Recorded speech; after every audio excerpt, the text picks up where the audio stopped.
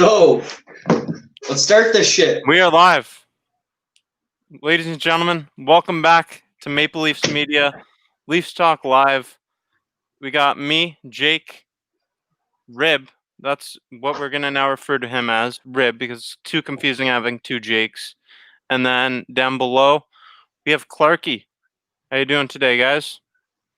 Doing great. How are you guys doing? Happy holidays. Hope everyone had a great break. Leafs Nation, hope everyone's been safe, and Happy New Year. Yeah, I had a pretty good holidays as well. Always fun to watch our juniors play. Oh, yeah. Jason Brooks, go Canada, go. Shout out to Jason Brooks. I got to shout him out. Always in the comments section. That's our guy. Shout out, Brooks. Yeah, he's here every week, loyally supporting. We really appreciate it. And if you read the title of the show at all, it's what to expect from the 2021 NHL season. And I think we should start off talking about the obvious, what's going on around the world, the global pandemic. We all know that there's going to be bumps and bruises along the way. It's not going to be a perfect season. If you look at the NFL, they've had players sitting out. Baseball had players sitting out. There's going to be bumps and bruises along the way, but I think ultimately we can get through a season of hockey. And I think that the doctors wouldn't have approved it if they didn't have a plan in place. It'll definitely bring some interesting twists to the season because you never quite know who's going to fall down with an illness or what players will be forced to sit out a game. And it kind of just comes out of left field for some teams. So it'll be interesting to see how the different depth of each prospective team is going to play a really key part in this season. Because depth will definitely be a forefront point going forward this season more than any. That's a great point. And actually, I think that helps out the Leafs a lot because they have a lot of depth. I think that's something that a lot of people haven't really thought about. The Maple Leafs have an abundance of depth this year. They've got like so many players that could fit into the taxi squad or expanded roster this year. It looks great for the Maple Leafs. Yeah, I definitely say that depth is a key piece. Just to go back to like what's going on right now, I think a lot of it too is, players, coaches, everyone's got to be responsible now more than ever. It's going to really show how professional athletes are. We've seen it in other leagues where players have had to sacrifice, seeing their family or doing basic things throughout basically living just to keep safe and protect themselves. So I think that's going to be really important for all NHL players as well as other professional athletes. But yeah, no, I do watch some soccer, and even in soccer, like different sport completely, but the teams with the most depth, the deepest squads, they're doing the best. And I think the Leafs, we got a deep squad, especially on defense and the taxi squad. So I think it'll bode well for the Leafs this year, hopefully. You gonna say something? The plot twist, though, of the all-Canadian division, I'm still not sure. I feel like for the Leafs, it won't really make too much of a difference. But we have some really strong teams here in Canada. And if you look at some of the other divisions, it's definitely, I would argue, up there as possibly the strongest division for the season. I think so. I think it is. I want to get to some comments here. Jake Drohan. Hey, boys. Shout out, Jake. That's our guy. Jason Brooks. Jason Brooks always in the comments section. I think the Leafs depth is a lot deeper than in previous years, and you're absolutely right. You hit the nail on the head with that comment. But we're seeing a lot of the regulars in the comments section. Austin, Sean. Hey guys, how's it going? And while I have you guys here, I want to mention something. We are starting a fantasy hockey league, and myself, Joe, and Rib, we're all going to be included in this. And we want to get 10 or 12 serious diehard fans that will play fantasy hockey. There will be a buy-in entry and a reward at the end of the season. But if you're interested, hit us up on Maple Leafs Media, Facebook, Instagram. Let us know if you're interested in being in our fantasy league, and we'll have a good fantasy league. It'll be fun.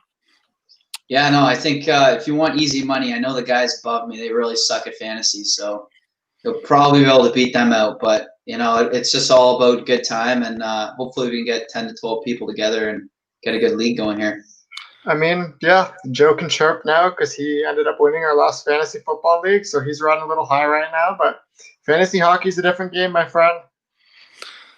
So Speaking about hockey, forget football. Let's talk about some news around the NHL because someone interesting signed with Montreal yesterday. Corey Perry is now a Montreal Canadian. What do you guys think of this? I think it's interesting. I think it's definitely an interesting pickup. And, I kind of forgot about Corey Perry for a bit, but I had to look back at some of his stats. I remember playing with him in NHL, watch him in the Olympics. Like, this guy was a prominent player when he was on Anaheim in his prime. He's a bit older now at 35, but, I think he's still, as a veteran, he's won a cup. He offers a lot as a veteran, sort of kind of like a Joe Thornton, not as much in terms of games played, but I think he definitely third or fourth line on Montreal could be beneficial. And, it's not good for Leaf fans because we have to play against them 8 times or 9 times this year, but I think it is a good pickup by Montreal. It's my guy, Ron Keats. I love that comment. I think there's a key fact here that people seem to overlook with Corey Perry, and that is his size. He's not exactly a small player. Everyone would think he's finesse, goal scorer, but he's a big boy too. If you're looking at a fair comparison, it's Wayne Simmons to Corey Perry is 2 new additions for each team that definitely add more of a physical tone. And I do question a bit, if you just look at the difference in cap hits, whether Corey Perry would have been a better fit for the Leafs. I think Wayne Simmons changes the culture in a way more than Corey Perry perhaps could have, and probably fits in better, is a little bit tougher. But I think that's a legitimate question for all of Leaf Nation. Would you rather have had Corey Perry at the cap hit he's getting, or Wayne Simmons? I'm happy with Wayne Simmons. Wayne Simmons, the Wayne train is coming to Toronto. We're all aboard the Wayne train. How about you, Joe? I'd say the same. Corey Perry's definitely struggled recently with injuries, and that's a little bit of an X factor. He's older too. He's like 4 or 5 years on Simmons, so I think for those 2 reasons alone, I'd take Simmons. Not only I think Simmons is better fit for the Leafs. Ron Keats, I'd rather Simmons. And Seth, shout out to him. Good point, Seth. Perry will bring grit, but his injury history can be considered an issue. Corey Perry may be tougher, but Simmons is a great leader. And yeah, Wayne Simmons, he was nominated, well, actually, he won the Marc Messier Leadership Award just 2 years ago. That's a huge asset for this Toronto Maple Leafs team. A team that you could say they've been lacking toughness, grit. We're getting a lot of great things with Wayne Simmons. Yeah, I think we touched on it in the Simmons video. If you haven't seen that video already, look it up. It's on Maple Leafs Media. It's great. Simmons video, about a 4-minute clip, but it's a great video. And we touched in a bit about how when we lost Kadri, as much as a hothead, he was a bit of an enforcing presence for the Leafs on the third line, and he was a really good depth piece. So Simmons definitely brings that back to the Leafs, I believe. I think a big thing with Simmons too, I really think he could be a fan favorite this season. I think that here at Maple Leafs Media, we'll definitely all be aboard the Wayne train. And I think Maple Leaf fans are going to grow to love him. Whether he's scoring at the pace they expect or not, I feel like each game he just brings something new that's going to help the team win.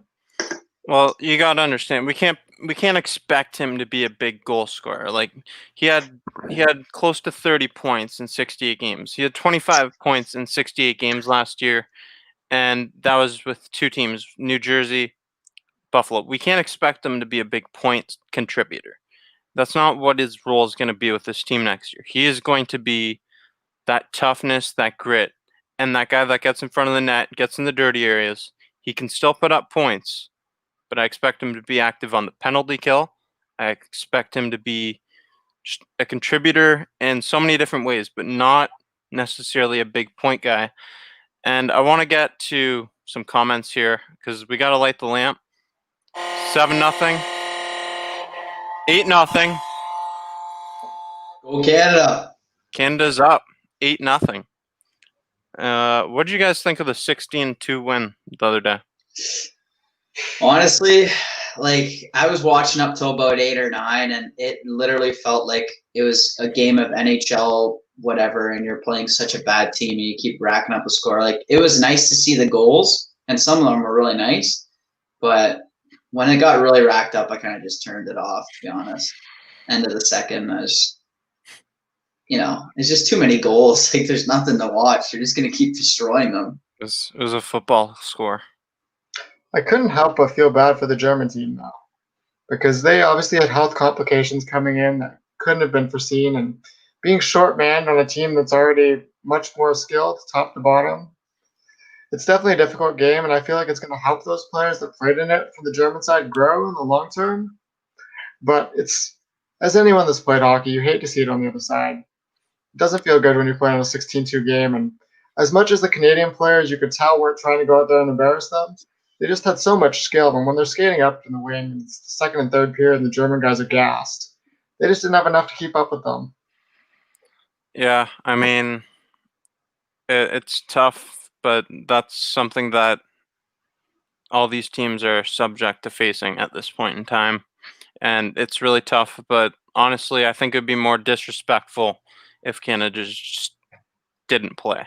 Like if they just stopped playing and playing around with the puck, then it would just be worse.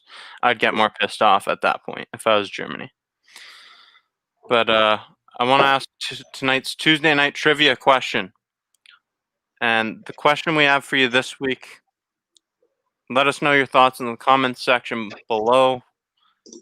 Who is the Maple Leafs all-time leader in wins by a goalie? That's a good one. That is a really good one there, Jake. I'm not sure any of us have quite seen some of these people play live with some of these old Leaf records. Well, I just want to say that Frederik Andersen is currently 2 wins away from surpassing Curtis Joseph for 4th all-time in Maple Leafs all-time wins. Yeah, that shows that Anderson, slowly but surely, is creeping up in the win column, and the quality that he's brought to the Leafs recently. Seth has it. Turk Broda. It is Turk Broda. Correct. Ding, ding, ding. And I am glad that no one had any troll guesses of Andrew Raycroft or Vesa Toskala. Some sad years those were. Oh, yeah. Very sad years. But we're looking ahead. This is what to expect in the 2021 season. But I want to talk about a specific unit that the Maple Leafs really struggled with last year. And that was the penalty kill unit. I'm going to show you some names that played on the penalty kill unit last year. And I'm going to mention some names I think that will be in the new lineup this year to replace these guys. So last year, Hyman, Marner, Gauthier, Kapanen, and Engvall. Hall, Dermott, Muzzin, Ceci. So yeah, those are some of the penalty killers the Maple Leafs had last year.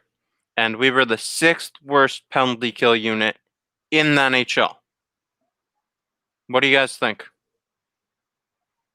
Well, obviously there's going to be some changes with just like players and personnel changing, but I think part of it is who you're going to have on your penalty kill, and maybe some of those players just aren't suited for the penalty kill. But it also is how the coach is teaching them how to kill on the penalty, and different coaches play different styles. You've seen a lot recently in the NHL where they'll put a speedy guy with a more of a gritty guy, a guy that can block shots and stuff, and it is a dual threat. So I think a guy like Marner and Hyman, that's a good combination. I'd like to see that again, but I don't know. Maybe Sheldon Keefe needs to implement a new system, because I also know in the previous season, 2019 to 2020, Toronto was 6th worst. So they've just Well, continued you know what? to I'm going to cut you off right there. time. I'm going to cut you off right there. You can't really blame that on Sheldon Keefe, considering he No, came I'm in. saying maybe he needs a new system. Like maybe this year it's his first full season. I'm not blaming it on him. I'm just saying like the past couple of years it seems to have been a weak spot. So maybe a full season with Sheldon Keefe,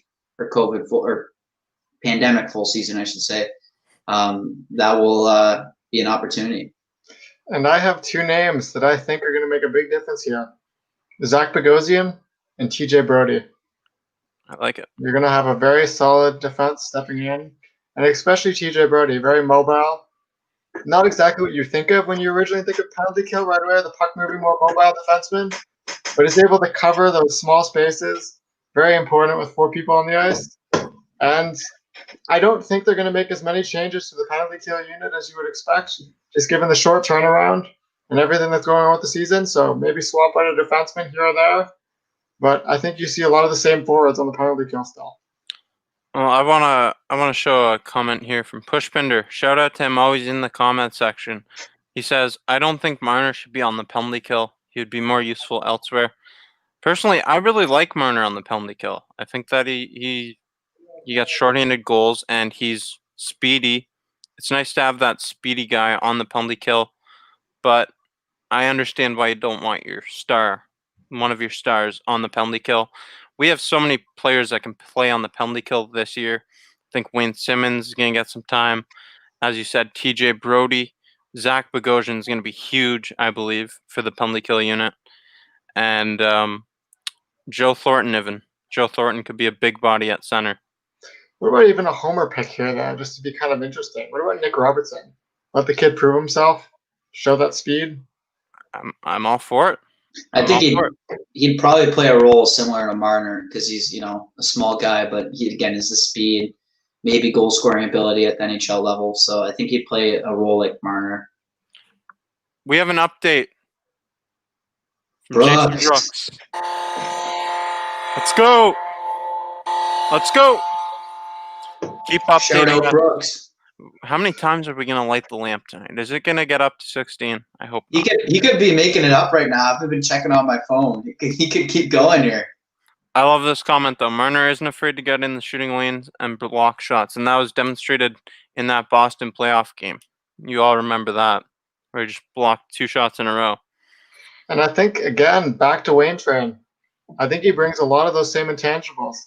Not afraid to block the shots. Really going to show the guys how to put the body on the line to win a game when it matters. Yeah, for sure. Speaking of Mitch Marner, though, in a shortened 56-game season, this is a guy who scored over a point per game in each of the last 2 years. How many points do you think Mitch Marner will score in a shortened 56-game season? Joey, you want to take this? This is all you first, because I know Leaf Nation's going to hate me for my take. I think he's I think you got to go with the trend that the past 2 years he's had about 1.1 points per game, and that just shows his efficiency. I think at 56 games he can slot in over 60 points. I'm going to say, to be honest, I'm going to say 65 points, and I'm going to say of that, about 80% of those assists, so 40 assists, 45 assists. Okay, you got to show some of these comments here, Marco, because some of these guesses are a bit high. Let's see. They might be thinking about a. Okay, probably thinking about a. I don't know. Are you thinking this is an 86 points in 56 games? That would be amazing. 56 games. Yeah, I think Pushpinder's got that. 65, 50 for a shortened season. I think Rip, Leaf Nation is going to hate me right about now. Oh, Ron is 86. Breakout season. I'm going off the board. I think it's half of the 86. We're looking at 43 to 45 points. It's going to be a step back. 43 points? I don't think he's going to have trouble getting assists, but I just don't feel like Mitch is going to put the puck in the net much this year. I hope I'm wrong. In 56 games. I hope I'm wrong. But my hot take of this episode, I'm going to say 45 points for 56 games. He's going to struggle a bit, not get his footing right away. And we're going to see some of the other depth pieces the Leafs come in, take some more points away from him, play a little bit more of an offensive role. I hope I'm wrong, and I hope he does get to the 86 points that Ron Keats is expecting, but I just don't see it personally. Okay. 86. Sorry, Ron, but I don't think that's on the board. He could have a breakout year, sure. I'd love that, but I don't think that's realistic. Ribble, I think you're out of your mind. I think that Mitch Marner puts up 64 points this year. He put up 64 points in his rookie season. He put up 61 or 64 points in his rookie season. So why would he not have over a point per game when he's been doing it the last 2 years? Explanation, please? I just think there's sometimes you see in a younger player's career, they don't always go on this upward trajectory that everyone thinks. Because if that was always the case, you'd have breakout stars every year. Obviously, they want players to keep trajecting positively. But sometimes you got to have those down years where the player really learns and adjusts things and bounce back. And I feel like of any of the Leafs I could see having a down year, I think it's Marner. I think he could have a step back, and there could be some adjustments he's going to have to make. I didn't lose internet connection. I'm just like, I don't know. Let's move on. 10-0 I Canada. don't agree with that. Light 10-0. the lamp. Let's go. 10-0. Wow, Canada. They score a lot. I'm sorry, but I can't wait till Canada gets to some more competitive games. Yeah, it Well, should we be got one exciting. coming on New Year's Eve against Finland. That's going to be a good game. Ooh, Finland. That's a game to watch too. There's 3 Maple Leafs prospects playing in that game. And watch out for Niemela on defense. Topi Niemela. He was a 64th overall pick by the Maple Leafs this year. And, I mean, he's looked pretty damn good throughout the tournament from what I've seen. Yeah, he shows that he can be a freewheeling defenseman and that he can lead an attack and really go up with the forwards and pinch too. And he's a lethal threat with his shot from the blue line.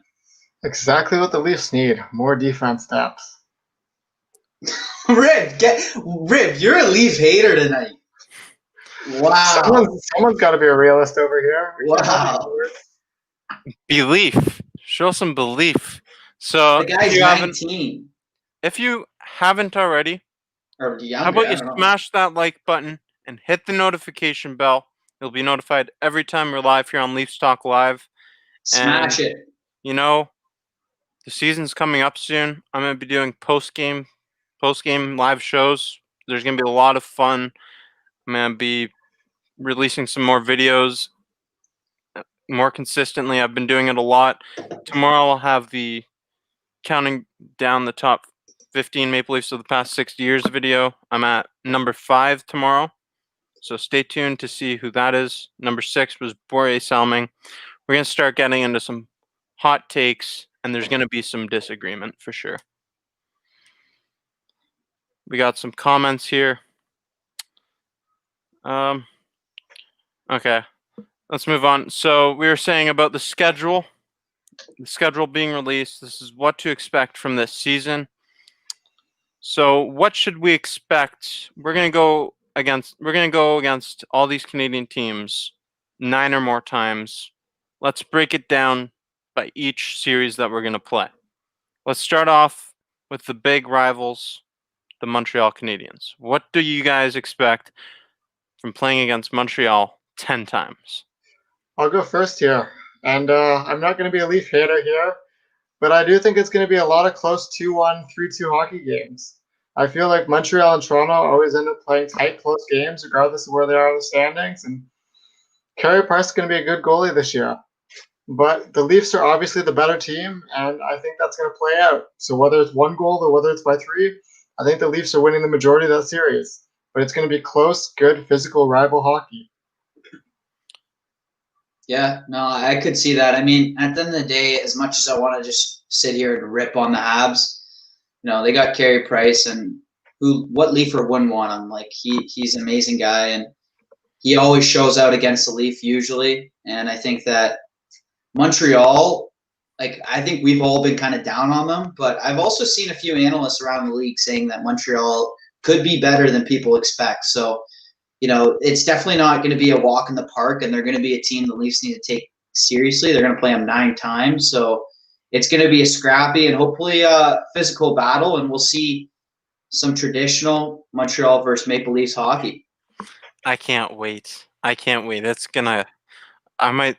to make a prediction here. I know that recently hockey hasn't been as physical as it used to be, but I think this could be a bit of a bloodbath, and I think that there's going to be some suspensions handed down because these two teams play 6 times in the last month.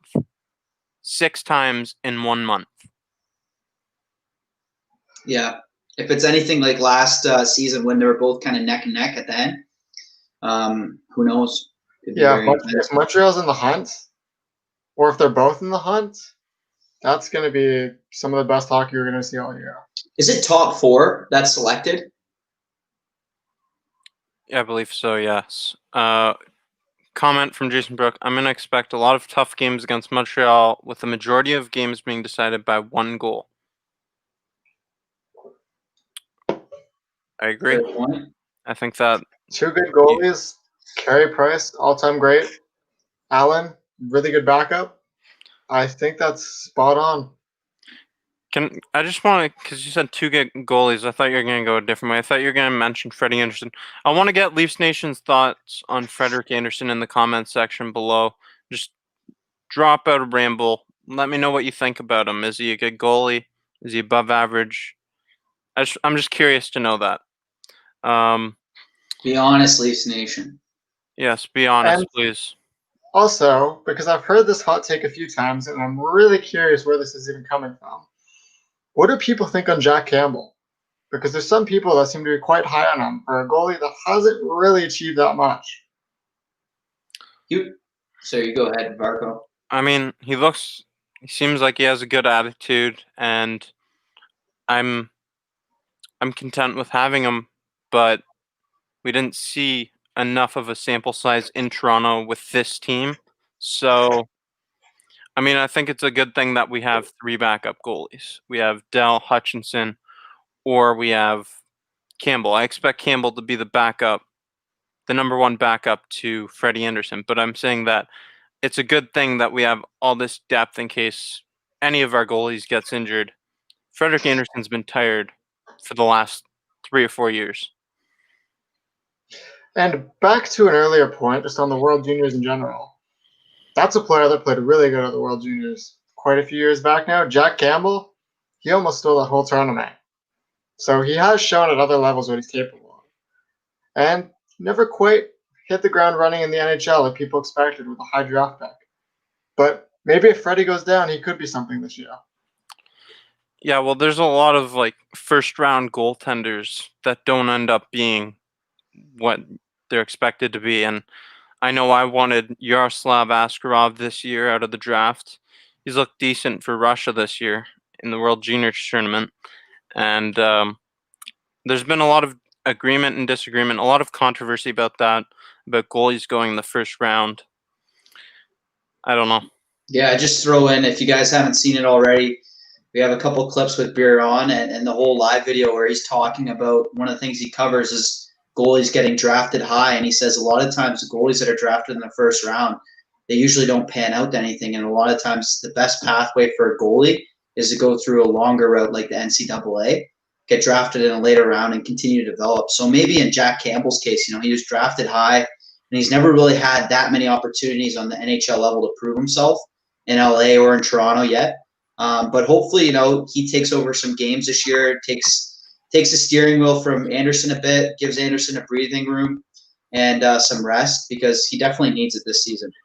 And back to a curious point on that, I want to know what Leafs Nation thinks.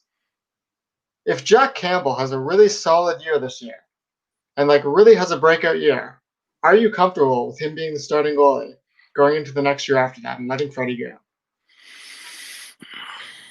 It's an interesting question. I think that we have to actually see it come to fruition. We'll see what Leafs Nation thinks. So I'm going to get to some comments here. Robert Ferguson. In my opinion, Freddie is a top 5 goalie in the league. Defense has been the trouble with the Leafs for the past few years. Can't fault him. He plays a little too much. 100%, 100%, 100%. I don't know about top 5 goalie in the NHL, though. I think that Freddie Anderson's really good. He's at least a top 10 goalie in the NHL, but top 5 might be pushing it a bit. I'd say he's top 5 in the regular season for sure. Yeah. For sure. Yeah. But I consider it all one big season. Yeah, playoffs. I like to do that. Who knows? Jason Brooks. He's been the Leafs' backbone for a lot of years and has kept the Leafs in a lot of games. And when he loses, he gets a lot of criticism from the fans. But when the Leafs win, I don't think he gets the recognition he deserves. Absolutely. I said this exact same thing in my last video. If you haven't checked it out already, check it out after this live stream.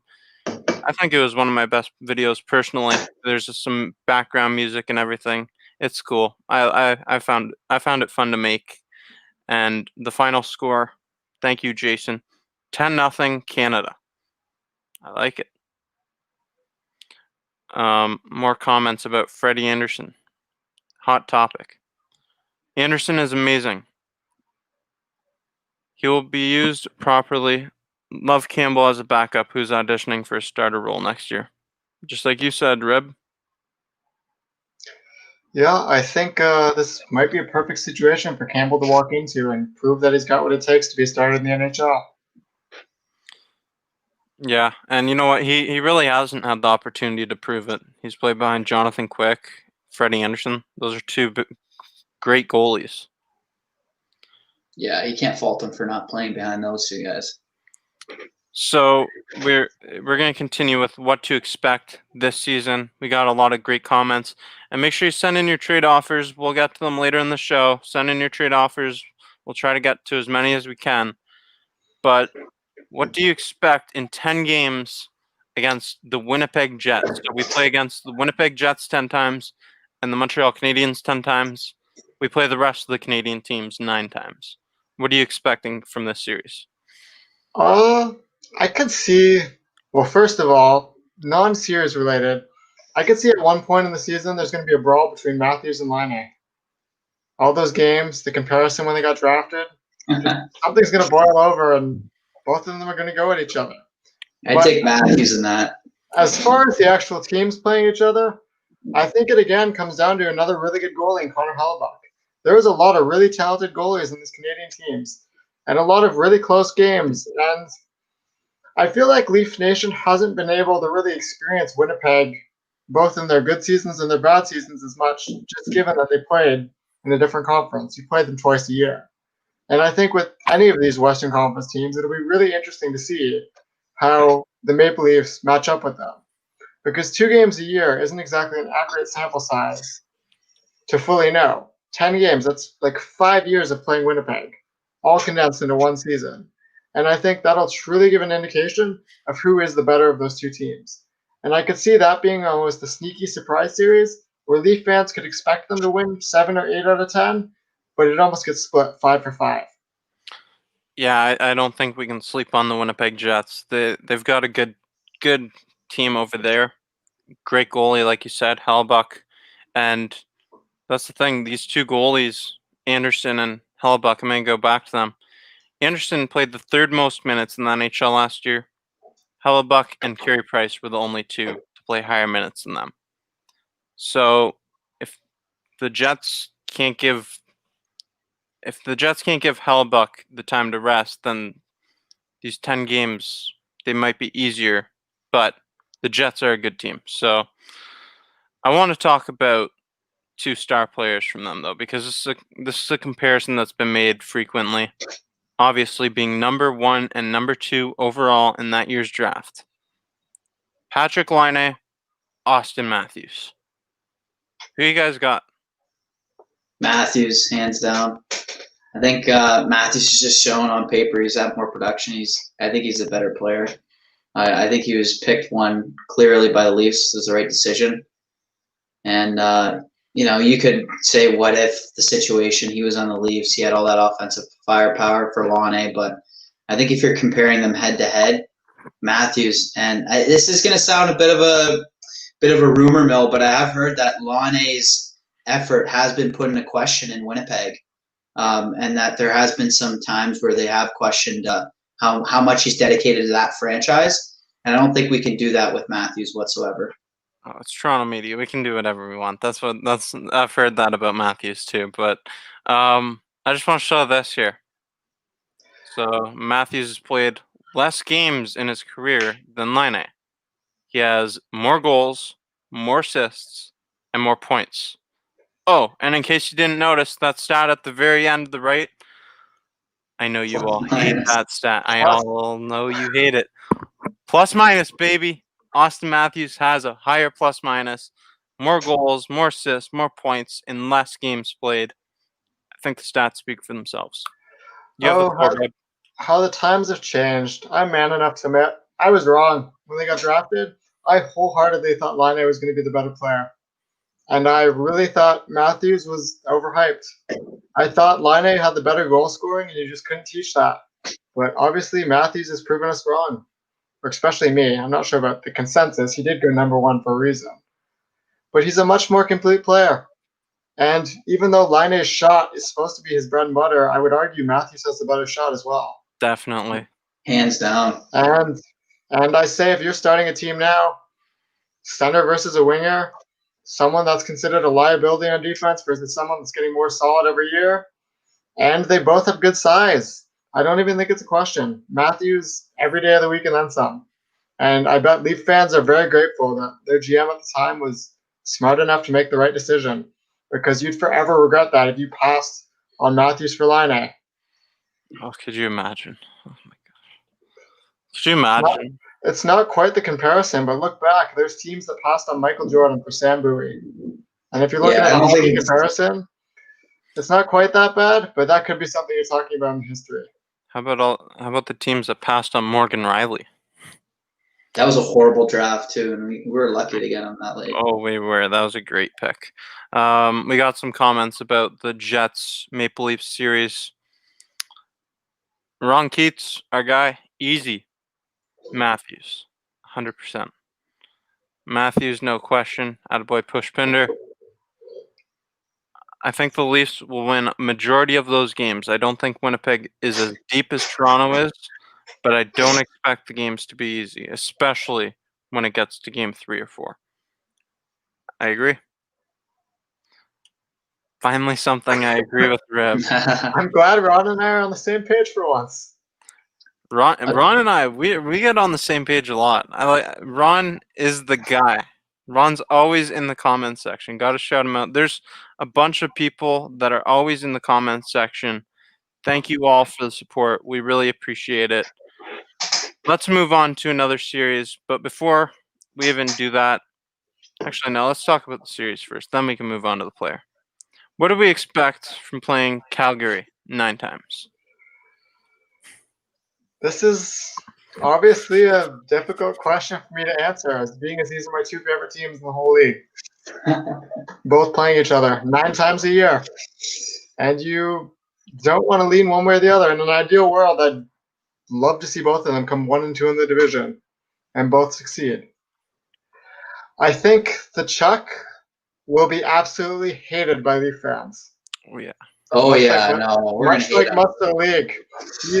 If you're thinking a Brad Marchand type player, he's not quite as big of a rat, but he's as close as you get. Simmons will stuff him in a locker. Mm-hmm. Simmons, I think that's going to be a rivalry too. Tkachuk and Simmons, there's going to be some fights. Simmons will. And back to talking about small guys that can play hockey really well. Johnny Hockey hasn't quite fit in with Calgary as well as they would have wanted the last season or 2. But that's another really skilled playmaker that another Canadian team has. And as someone that's watched Calgary the last few years, the biggest problem has been the goaltending consistency. And I feel like that finally has gotten addressed with Jacob Markstrom. Perhaps the term wasn't the greatest, and they're going to regret it the last 2 years. But for the next 3 or 4 years, that solves that issue. And I think Calgary and Toronto is a very formidable matchup. And again, I don't want to keep going 5-5 splits, but I see this being a 5-5, 6-4 series. I can go either way. Yeah, I can see that. We've got a raid. We got some raid in here. We got a bunch of people what's going on here? Raid. I don't know what's going on. Welcome to the show, guys. Make sure you smash the like button and hit the notification bell. Smash the like button. Come on, boys. What is going on? Anyways, let's talk about a comparison here between. I think there's a good comment Robert just mentioned Sparks is on Calgary too. There's a depth piece for Mark. I can't see any comments here. There's the raid is just taken over. That's all I see is raid. Wow. What I was gonna say, they Calgary brought in Tanev too, so that's another good pickup on their blue line.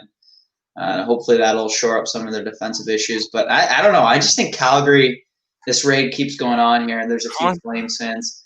But I just think Calgary lacks the wow factor. Like, I don't know, Rib, since it's one of your favorite teams, you say that goaltending has been one of their main issues, but I don't know, can a team win when their best players are Johnny Hockey and Sean Monahan? Like, I don't think so. As much as I hate to admit it, I feel like they're not quite what you need for the playoffs, but I feel like as far as just talking about the regular season, that's not an issue.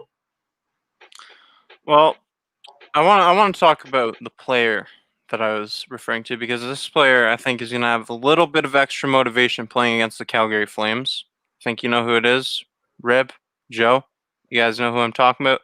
It's TJ Brody, and I just want to show a clip of a young TJ Brody before he was ever a Maple Leaf. The honors for White. First pass, first effort, and that clipped the target. That should count. There's 2 for 2, 3 for 3, 4 for 4.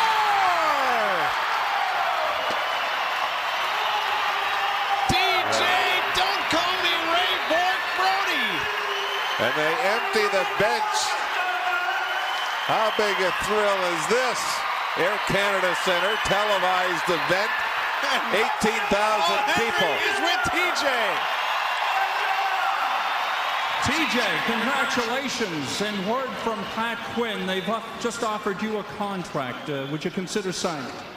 Yeah, probably. That's very. Isn't that ironic? I love that. But what do you guys expect from TJ Brody overall with the Maple Leafs and then against the Calgary Flames?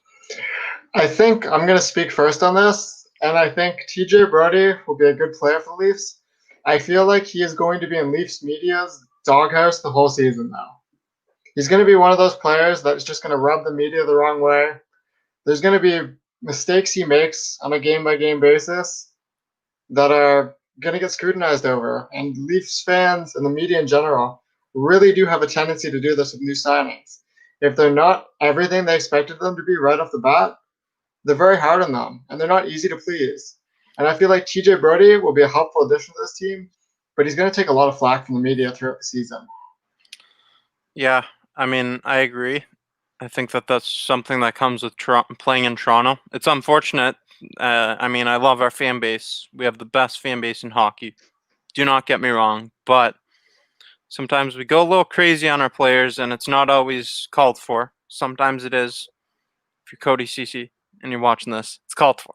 But some players, they're not always deserving of the scrutiny that they receive.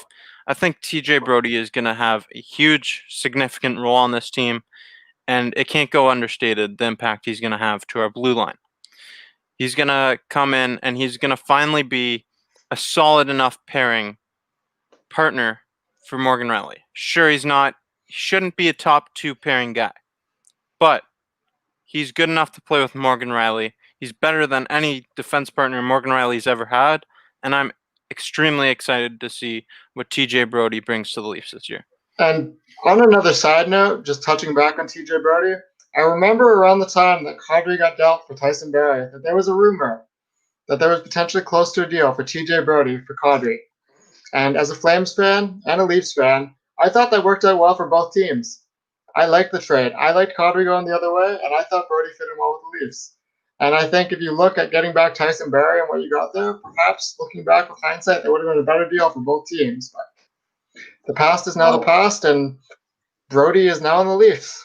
You can't, you can't do a bunch of what ifs, but yeah, hindsight's 2020. Maybe that would have been a better trade. But I'd like to also say that we see some comments here. I don't know if you can pull them up. Yep. There's a couple fans worried that Brody will be the new Ceci potentially. What do you think of that? I think that's a joke. I think that, come on. I feel like in the media's eyes, that may happen. But in the people that watch the game and understand the game, that's a joke. Well, the thing is, too, is you have to consider that if he's playing with Rielly or whoever, like, Leaf fans, we're harsh, and I think Brooks says that. Yeah, Brooks said Leafs fans media is the hardest in all of hockey markets. Probably true. Maybe Montreal's just as bad, but he's got to win our hearts over first. Like, we have Rielly. All Leafs Nation loves Rielly, and Leafs Nation, I think, started to love Muzzin after they seen what he did for us in the playoffs, playing the body on the line. Brody's got to prove himself as much as he's going to be hyped up, and hopefully going to be the number 2 defenseman on our team. So. As much as, we're going to be hard on him, he still has to prove himself. We can't just hear about this great guy from Calgary, because we've heard about that with Tyson Barrie in Colorado. And look how that turned out. So we still need to see some performance. Speaking of Barry, Kadri trade made me cry. I hated that trade. I love Kadri. Me too. I miss Kadri. There's another comment there. Hot take. Toronto not making the playoffs. I want to see the rationale for that. Gregory, explain yourself, please. But I mean, like, I will be the first one to say, watching more of the Western Conference. Pardon? I will be the first one to say, watching more of the Western Conference, as also liking Calgary, there's no way Toronto does not make the playoffs. Mm-hmm. As hard It as would this be an division epic is, fail. they are definitely making the playoffs. I think there's a lot of strong Western Conference teams, but Vancouver's not there yet. And Winnipeg, I question the depth with an injury-shortened, uncertainty-filled season. I wanna show a comment here. A little off topic, but go Sabres. Sabres. Oh my. Hey, you know what? Gregory, I'm not going to insult you because you know what? I think the Sabres are actually going to be better. It's just a tough break for your division this year. Yeah. Go Leafs, go. I'm with you, Christine. 100%. And Gregory, not to do a shameless plug here, but Marty Biron interview. Sabres legend. Check it out.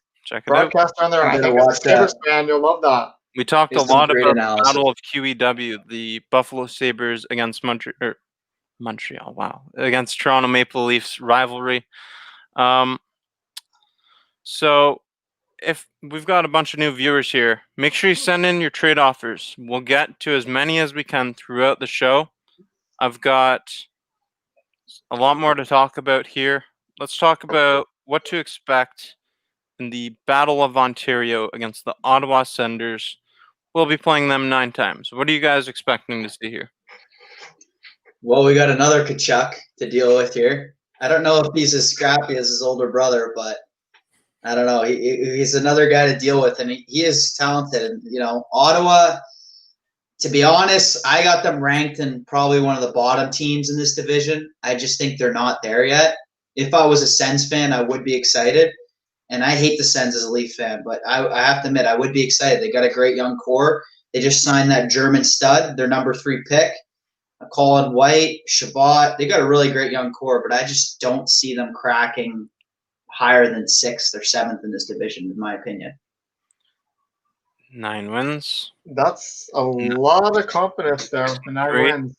That's as bad as any other team may be in this division. If it doesn't stack up, I don't think you can expect a 9-0 sweep for anyone. No, I don't think that's gonna. I don't think that's a legitimate likelihood of anybody sweeping anybody, just because you're going to play against each other so often. You're going to pick up on the tendencies. There's going to be these shortened series sometimes. There's going to be a lot of fatigue effects, players in and out of the lineups.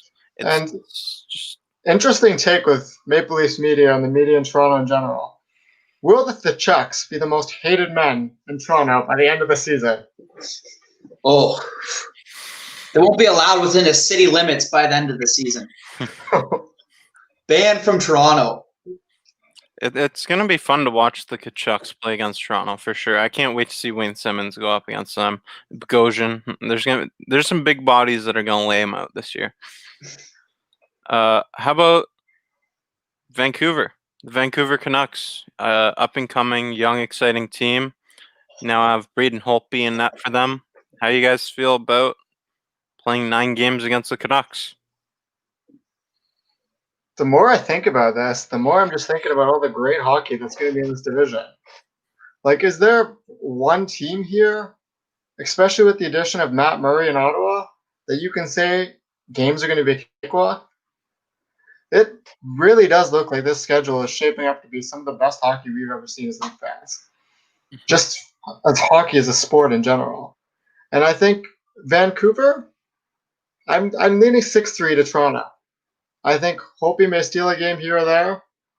And I think Vancouver is a good up-and-coming team. You've got Pettersson, you've got Besser. You're going to see a lot of skill out of those guys that remind you of the Leafs maybe a year or two ago. But they're just not quite there yet. I'm going to say 5-4. Toronto will win that series.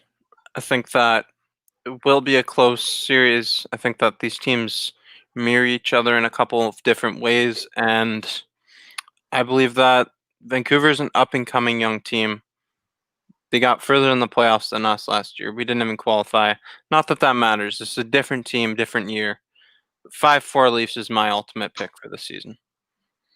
I'm gonna go 6-3, and I just because they lost Markstrom, and I don't know what hope he's gonna bring to the table, but I could see 5-4. I see where you guys are going with that, and also just like to say, yeah, the young matchups, love to see it. Besner, like that guy, as much as like I don't follow him that much because he's out in the West, don't stay up for those late games, but he is a sniper. He's good, so it'll be nice to see a matchup against the Leafs. And Leafs versus Canucks will be amazing. Both teams with young talent. It will be fun to watch those two teams against each other, especially 9 times.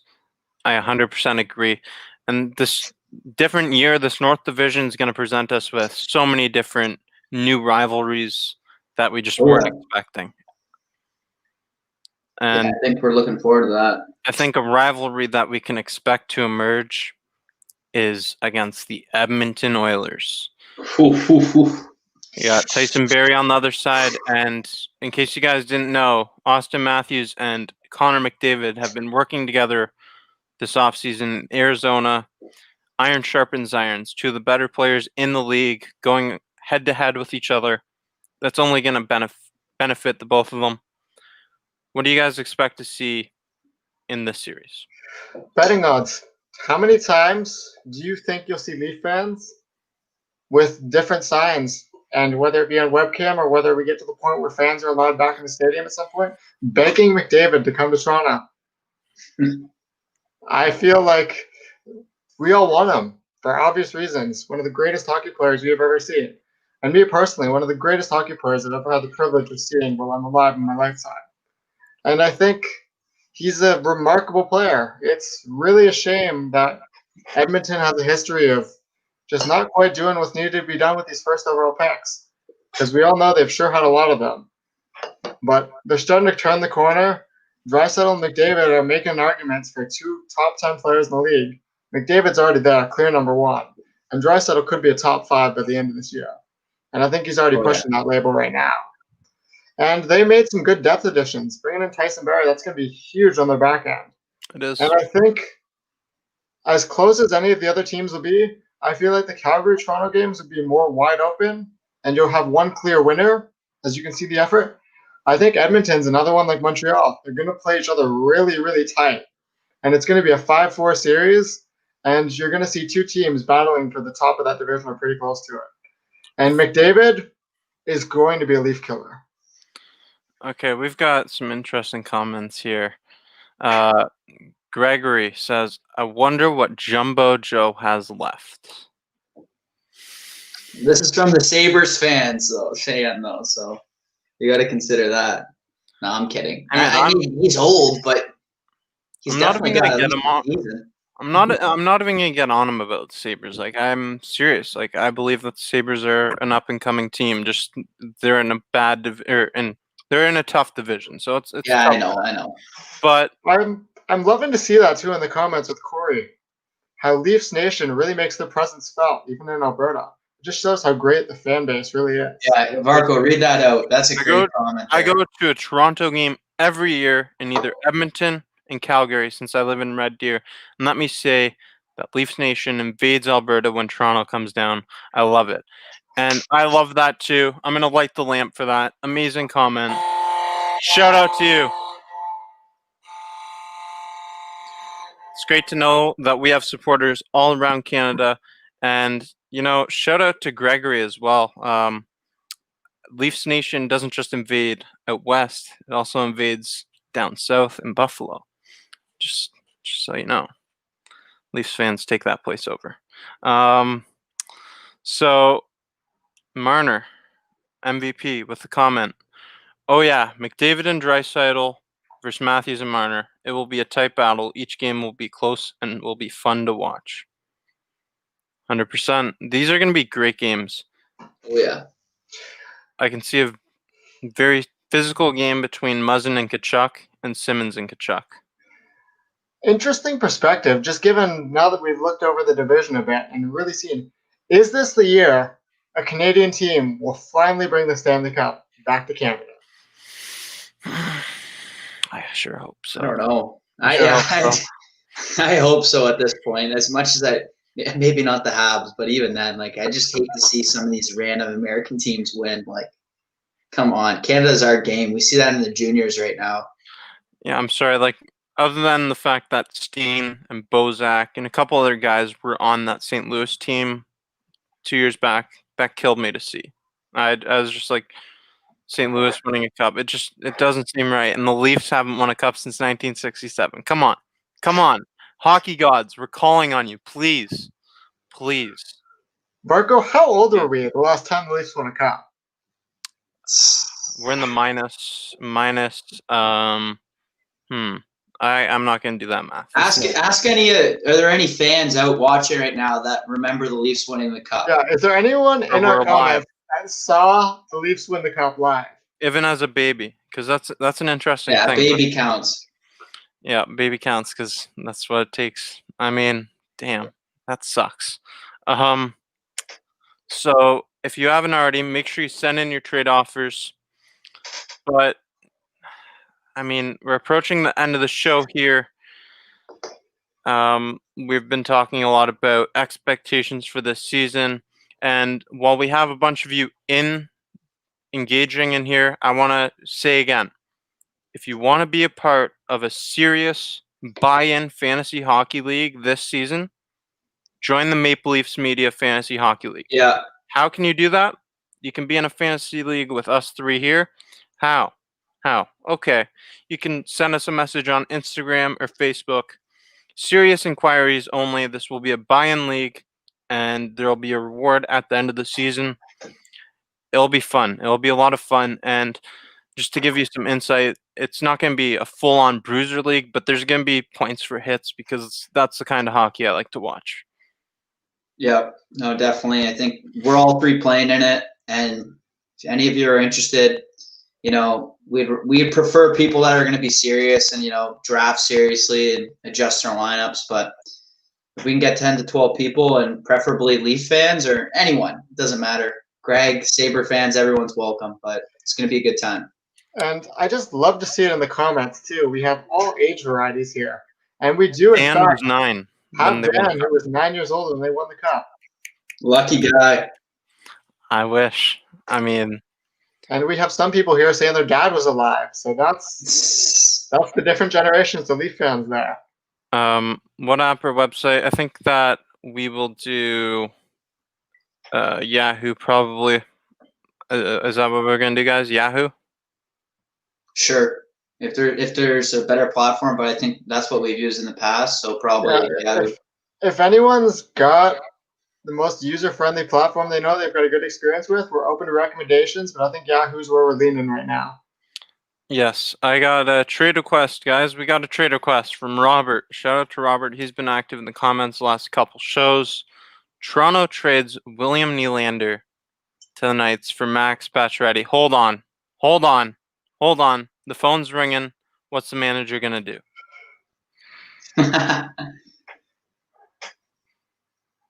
Get out of here with that. Nah, I mean, Max Pacioretty is over 30 years old. Why would that make sense for the Toronto Maple Leafs? Yeah, no, I love to see when Pacioretty was on the Habs because I don't know. He never pushed the needle for me. I never thought he could be like that type of leader on a team. But he is still a pretty good player. So, but I wouldn't do it. The only way you would ever make that trade, and this is not where the Leafs are, and I don't think Pacioretty's that player anymore, but the only way anyone makes that trade with a young player like that for an aging goal scorer is if that's the trade that moves the needle to win a cup. And that's not the case anymore with Pacioretty. I have a guess. Nylander is young and talented, so there's no way in hell I'm taking that trade. And I think we need some better offers. Onto the Chewy. show. This is my boy Chewy. You saw him in the Christmas special video. You can say "Go Leafs, go." He's pretty tired. He's not going to do that tonight, though, are you, buddy? We got a great comment here from Mark, if you could pull that up. But shout out Chewy, great dog. I was 7 years old. I was a Habs fan living in Toronto. The Leafs were so beloved in Toronto that I remember being asked what nationality I was when I was a kid. I said I was a Leaf. I love that. I would love to see that with how Toronto would rally behind. Because I think what the Raptors showed us the past year was that Toronto is craving a championship. And yes, the Raptors won, but there is nothing that quite hits home like Canada's team, the Toronto Maple Leafs, finally lifting the Stanley Cup again. Okay, and then another interesting one from Ron. Nylander and 2, I believe that's a second-round pick for Patrick Laine. I mean, I would consider that just because I think as much as I like Nylander, I think Laine is maybe a step above. But even I don't know what's Laine's contract because everyone does forget, one, Nylander has a very cap-friendly contract, and 2, he's probably not viewed as being highly tradable right now by other teams. So, I mean, if we could pull it off, maybe. I don't know if the second's too high, but Laine is a stud. Well, he signed a 2-year, $13.5 million contract, which is Laine? seven annual average. Nope. No, Nope. he's going to be gone. He's going to leave. And nope. Yeah, 2 years is too short. Not only is that a short bridge deal and he's going to want more money, call it controversial, call it Leafs overrating Nylander, but I really think that William Nylander, when it's all said and done, has the potential to have the better career. Then who, Matthews? Not than Matthews, than Laine. Oh, Yeah. okay. Yeah. I love this comment here. Nylander is ready to bloom. Nylander is ready to bloom. You guys in Toronto, me included, we've been way too tough on William Nylander. Let me just address some things here. The contract holdout. Would you guys not want your money? Yeah, for sure. I think I would want the money I think it's fair to say if you dedicate your life to a game like this and you get to the point where you're world class, you're holding out for your money. You never know what's going to happen with injuries, illness, career ending. You need that money. You need that security for your family. Exactly. And you know what? Sure, he came out and looked a little sluggish after holding out during the year. I don't think that if you were to sit out any level of hockey, if you were to sit out and then come in just in the middle of the year, you're going to look worse than everyone else on the ice. I don't care who you are. And then this past year, he had 30 goals. He scored 30 goals, and we're still getting on him. Oh, Jason Brooks. I love it because he reminds us every single week what the truth is with William Nylander. It's right on point. Yeah. There's a good video on that too. Leafs Media. If Patrick Kane would go to the Leafs for 2 years, $1.4 million. If we could win the lottery, sure. Why in what world would Patrick Kane, who's American, want to go to Toronto for a discount? Yeah, I mean, if he was to go anywhere for a discount, don't call me crazy here. I don't think it's an outlandish thing. I think he would go home to Buffalo. Gregory would for love London that. too. Gregory, there's your boy. He's coming home. Heard it here first. Patrick Kane, discount to Buffalo.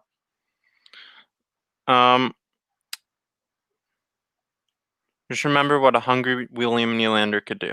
If he gets light lit under his ass, he can grind. Definitely. He's always working out, doing hard workouts. He's a tough guy. Maybe not the toughest guy in hockey, but he's always putting in work to his craft. Like, you guys outside, it's easy from the outside looking in to just say, well, he's soft and he's not a good player, but he obviously is a good player if he puts up 30 goals in a season. I think a lot of people hate on him because of his hair. And I think there's something Clarky and I have to address here. Jason Brooks called us out in the comments. You can take that first, Reb. Joey, you're up first, bud. Nah, Reb, you go first. Okay, well, my controversial well, not really controversial. I think a lot of people share this belief. The Aaron Dell signing was for this exact issue. That's who's going, So and can that's why you? the Leafs offered to sign Aaron Dell. So it's basically like one player, right, from every team. Yeah.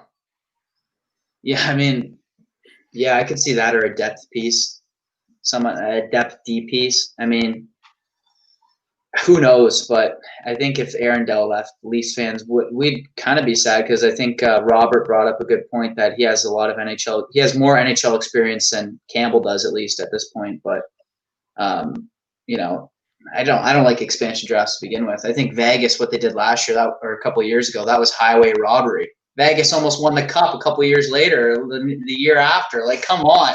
Well, yeah, That's they got highway robbery. They got a bunch of really good deals from other teams trying to not get their players taken, and they ended up getting a really good player out of it. I think a lot of teams have learned from that. At least I hope a lot of teams have learned from that expansion draft, and they're going to do a better job protecting their team. Would you do Nylander for Jones? Which Jones is? I thought Seth Jones. I Seth thought Jones. I thought Martin Jones was the one I thought. Interesting. So clarify. Justin Hall for Trevor Moore. What do you guys think? I like Hall. I don't know. I like him. I think a lot of people rip on him, but I don't know. I just think he's a type of defenseman Leafs need. Like, he plays defense. He's not going to pinch that much. He is what he is, 28. I just think he's a solid depth piece, and yeah, Leafs don't need more depth on D, but he's a guy that plays defense, and a defense in recent years where a lot of them are just going forward and not going backwards. The thing I worry about that is that a move for just making the sake of a move.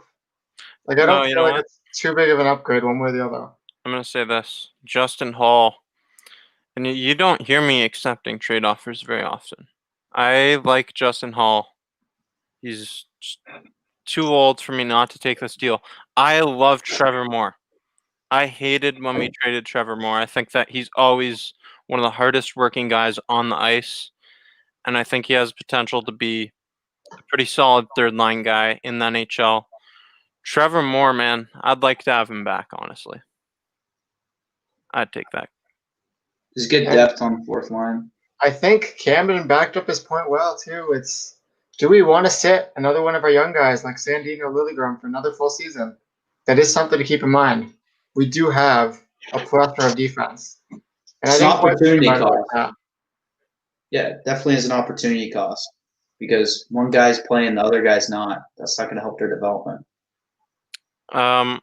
So we're getting comments about 100% get Jones. I still don't know which Jones it is. He says, I think they're talking about Jones. It's Seth Jones. They're talking about Seth Jones. No way Martin Jones would ever get. Yeah, it's Okay, Seth Jones. Nylander for Seth Jones. Nylander for Seth Jones.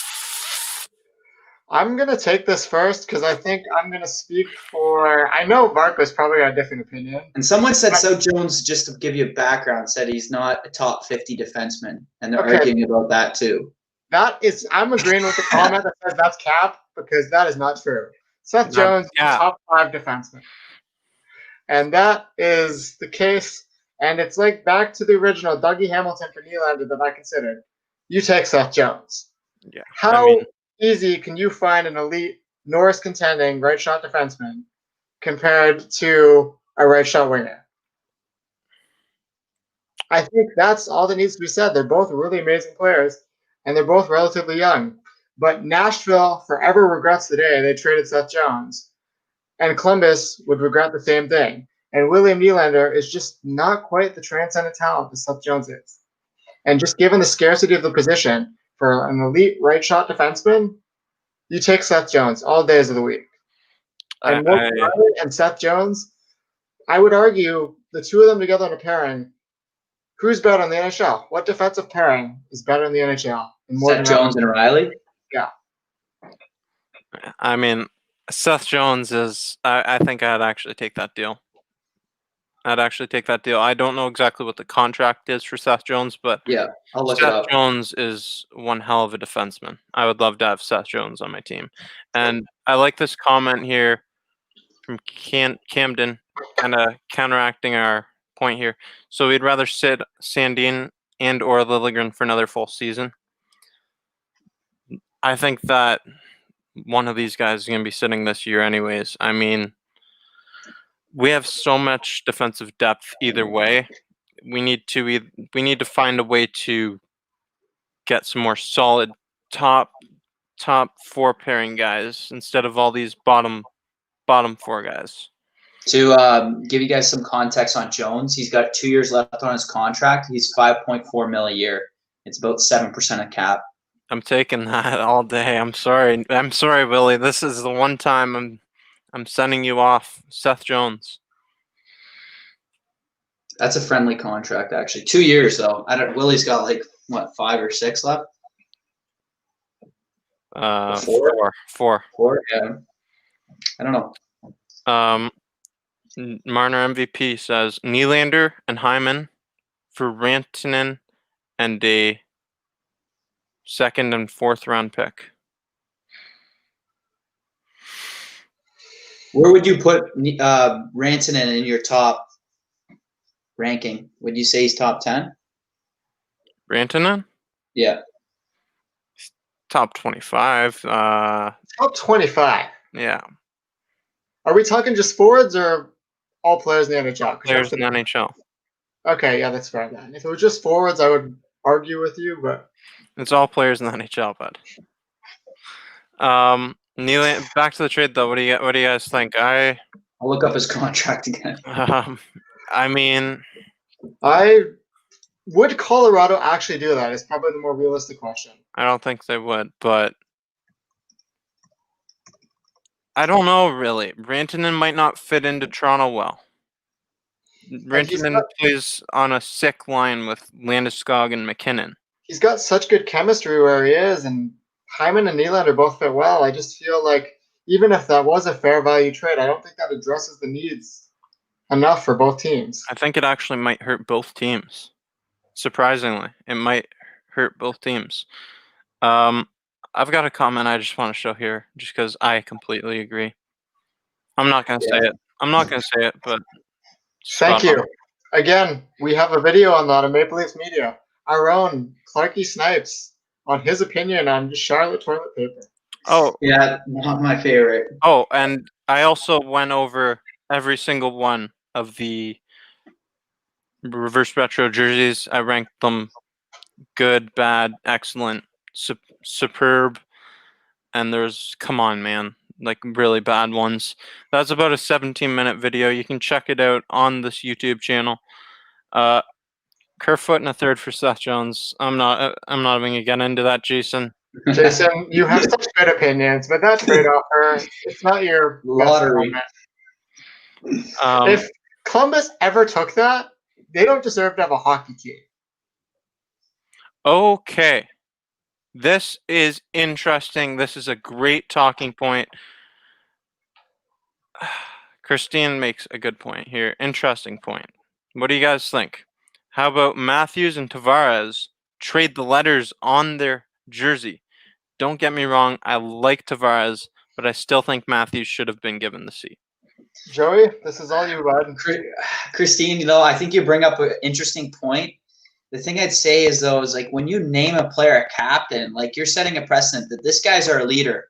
He's going to be our number one guy. That's, he's supposed to lead through play in the locker room, everything. And I feel like if you're going to do that, it's going to complicate the locker room a bit. And you can't say, hockey players are human beings. You strip one guy of the C and give it to the other guy across from him, there's going to be some beef there or something. There's going to be some people that have an opinion on that. So I think you got to leave it how it is, and that's just going to create too many complexities. And last thing we need in Leafland is locker room trouble.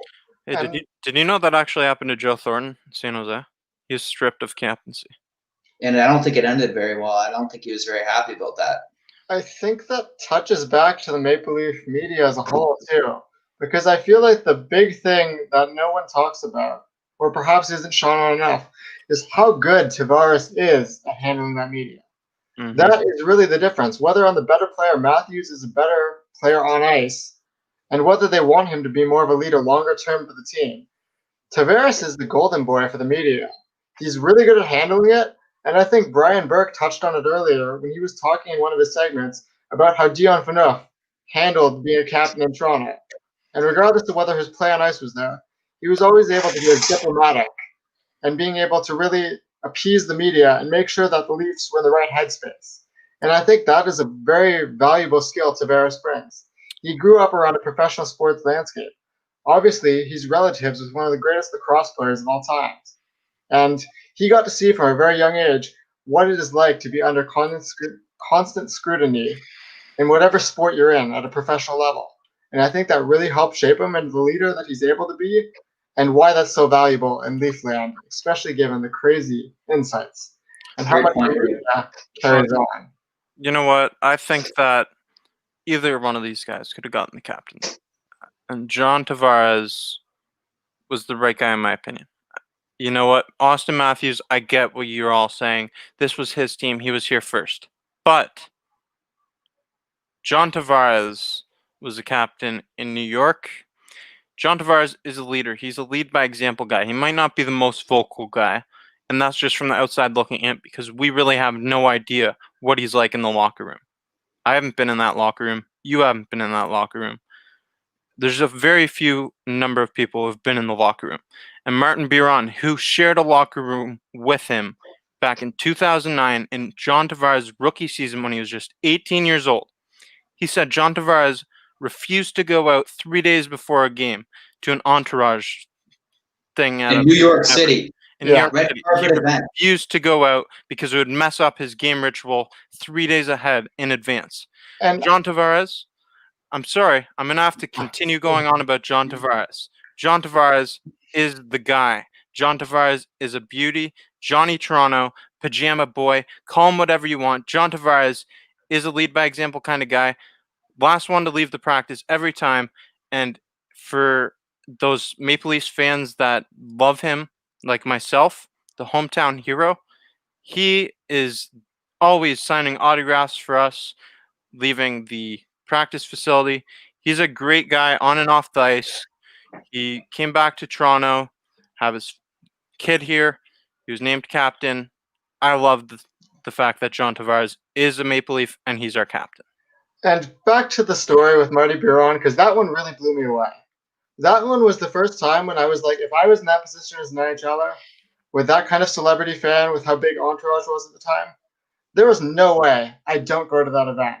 At 21, too. At 21 years old in New York City, when you're the hot new stud of the city, you don't not go.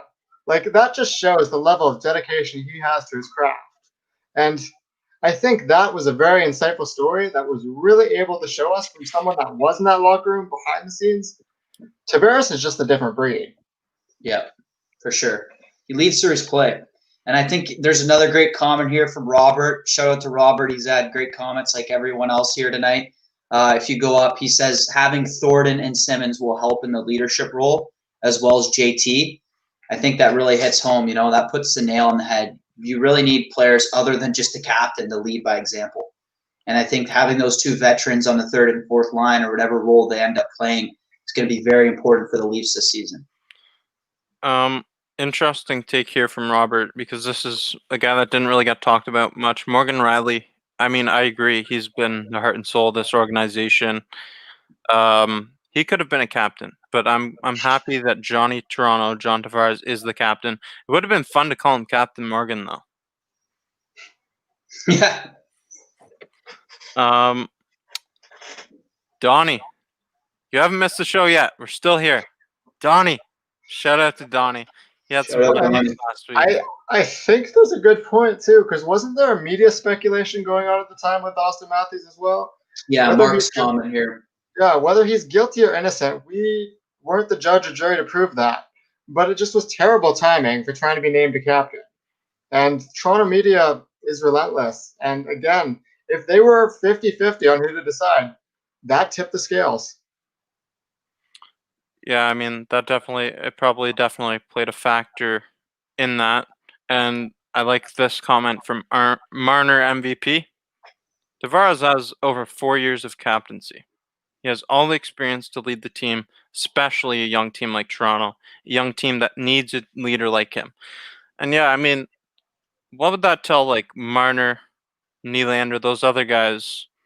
hey, you know what? You guys have been here the same amount of time as Matthews. We're going to give him the captain spot. You guys might not even get an assistant captaincy on this team. Yeah, it definitely sets a precedent, and I think it was a tough decision. Like, I think Leafs Nation here tonight is really putting an example of there was a lot of options that could have been captain. And I think that at the end of the day, I agree with you, Jake. I think that Tavares was the best pick. I just think that if you think about some of the other players, Riley is one where I could see Riley almost just as equal as Tavares. Mm-hmm. But I think with Matthews, there's a bit more optics with it, his age, some of the things Mark's mentioned. And I see why they didn't pick him, but I also would have understood if they did pick him as the captain. And just to say, because I want to say this once and for all so we don't have to address it later, please don't spam the chat with 5 consecutive messages. If you have a good point, we will get to it. And let's read this comment. You want Alexander here. He says McDavid, Matthews, and Matt Martin on I a don't line. understand what he's saying. That's all. How would we sort that out? I'm not sure. He needs to explain that further if he wants us to touch on that, because I'm not quite sure where he's going. I think the locker room should vote on a captain, not the management. It's interesting, but I feel like that'd just be like a lot of picking your friend kind of thing. Like, that might not be the best way to do it. I appreciate your insight there, but that's just my opinion. It's gotta come from up there. Brandon Shanahan, Kyle Dubas, they gotta be the ones making the decision. Because I think the captain also has to be in line with the management, and it is an extension of them to a public image of the team. And I think ultimately a popularity contest between locker room players. It's got to play a part, but that can't be the deciding factor. Yeah, that's a good point. And shout out to Christine. She's been active in the comments section all night long. I hate how Islanders fans treated Tavares after he left New York, booing him when he returned. They burned his jerseys, ran them over. And when he returned to play, they obviously booed him. I mean, it's kind of expected. He gave that organization all he had. He put that organization on the map, let's face it. Okay? Like, honestly, New York Islanders, they don't even have a stadium. They're playing in that trash-ass Coliseum. No respect from that fan base. And I have to say, that guy, he stuck with them for like 10 years or close to it. I don't know. Christine brings up a good point, and it shows probably Leaf fans would have done the same, but I mean, Islanders fans, you're the Islanders. I mean, I'm not sure about putting them on the map. The Islanders did have a pretty good dynasty back in the day. Put them on the map recently because when he joined the team, as Marty Brayon said, they were trash. For the younger fans that didn't give the first pick for a reason. He definitely reinvigorated that franchise, and he showed them what it was actually like to be able to win hockey games again. Well, there's a comment I want to show here. Super Mario Harvey, hey, new subscriber here, Winnipeg Jets fan. Hey, if you go back in this live stream at the end, we're approaching the end of the show. We talked about the Jets. We talked about the Leafs. You might not like what we said. We talked about Austin Matthews, Patrick Laine. I think it was fair analysis, though. We've got couple more things I want to talk about before we get off here. And Donnie had a good point for you, Joe. On the map. Combo recently. Let's face it, though. When a team gets a first-round pick and the first pick overall, you got to be pretty shit to get it. Joe, let's be honest. First overall pick, man. Joe, do you even know who Mike Bossy is? Yeah, I do. Phil Esposito. They had a great team back in the 80s, I think. I mean, I wasn't born. Rib, you may have been with that lighting in your background. It looks like you're from the 1920s right now, but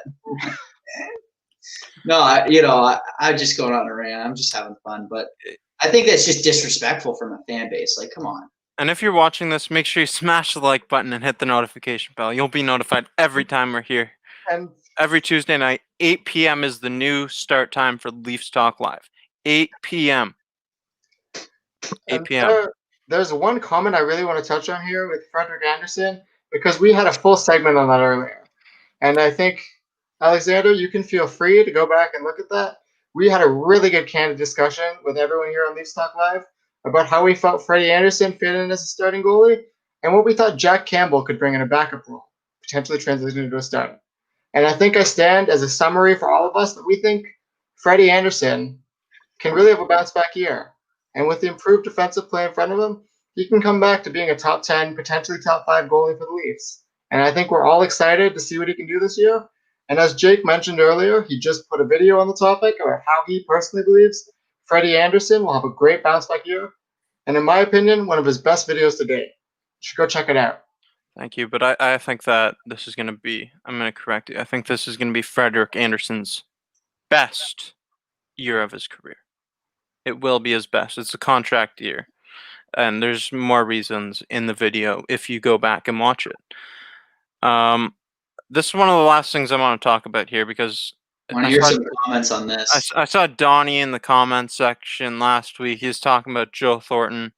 I believe it was Donnie that was saying that Joe Thornton might be a problem in the locker room. Well, look at these guys celebrating Christmas together. Happy holidays. You have Rasmus Sandin, William Nylander. I'm going from the left to the right. So Sandin, Nylander, Thornton, Matthews, and Mac Hollowell, one of our young prospects, celebrating the holidays together. That just makes you happy. How can you not smile from that? Come on. Look at Jumbo's look in that photo too. I just love that. He's like so happy. He's got the dog right there. Like he's living life. He's loving his new Toronto life. Matthews with the sleeve, looking slick. What do you think of his tattoos? I like them. Maybe I'll get some. It's a new generation hockey player. I like the style though. He's adding a more GQ model look to NHL class. Look at Connor McDavid. Look at Austin Matthews. It's polar opposites. Well, Austin Matthews live up to the hype. I think, honestly, like he's on track. I think that, and don't get me wrong, like yeah, he hasn't had the full career yet, but I think that to me he's already surpassed the hype, and he was hyped up coming out of the Swiss League and being drafted first overall, of course. But I don't think I had this high expectations for Matthews this early in his career. The day he scored 4 goals in his first career game, that really set the tone going forward. I think that he's going to live up to the hype and surpass it. Rib? It depends on what you define as the hype. But I feel if you're looking general consensus, he's living up to it. The Leaf fans have a little tendency of getting ahead of themselves sometimes with star players, and I feel like for the most part they've been able to be pretty balanced with Austin Matthews and really have good realistic expectations as he's starting to progress as a player. And I think it's important that we just keep that level-headedness and realize to be grateful for what we have in front of us, that we truly do have a top-end young talent in Austin Matthews on the Toronto Maple Leafs. And when fans are allowed in the stadium, you have the opportunity as a Leaf fan to go and watch that live every single home game. Because there have been some bleak years here. And it has been a while since the Leafs really had a transcendent talent like that. And I think the last thing we need as a fan base is to forget that and wish those years away. And it's really just about enjoying the years we have with him, and hopefully he can bring a cup back to Toronto. That's the end goal for all of us. Yeah. 2 comments I want to get to. We're well over an hour. This has been a magnificent show. Great show. Great engagement in the comment section. I love to see it from Leafs Nation, and I hope even more of you guys get involved as we get closer and closer to the season. Make sure you share the channel. Tell a friend to tell a friend. We're going to do our best to stay consistently consistent. We love this. We love doing this for you guys. I love this one. John Howard. John Howard. Oh, Howard. Shout out Howard. Thank you, Howard. Yes. Thank you. Merry Christmas and Happy New Year. To everyone. To you. I think we have to touch on that comment because I find that hilarious from Austin. I'm dying over here. Austin says, whenever Ribber talks, I feel like I'm listening to Jesus. Trust me, he sounds soothing and he sounds like a very knowledgeable guy. He is.